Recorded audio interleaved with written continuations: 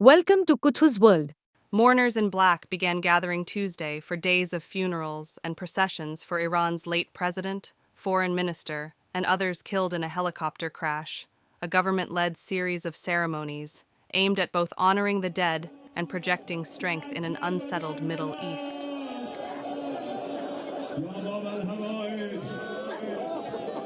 For Iran's Shiite theocracy, mass demonstrations have been crucial since millions thronged the streets of Tehran to welcome Grand Ayatollah Ruhollah Khomeini in 1979 during the Islamic Revolution. An estimated 1 million turned out in 2020 for processions for the late Revolutionary Guard General Qassem Soleimani, who was slain in a U.S. drone strike in Baghdad.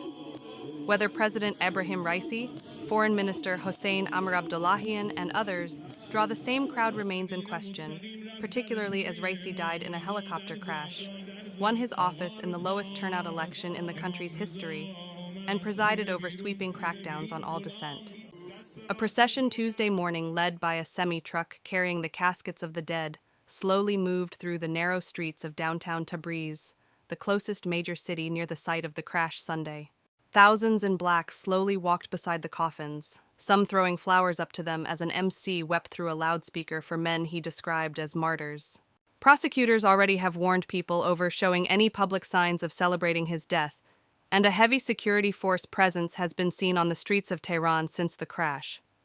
But Raisi, 63, had been discussed as a possible successor for Iran's supreme leader, the 85-year-old Ayatollah Ali Khamenei.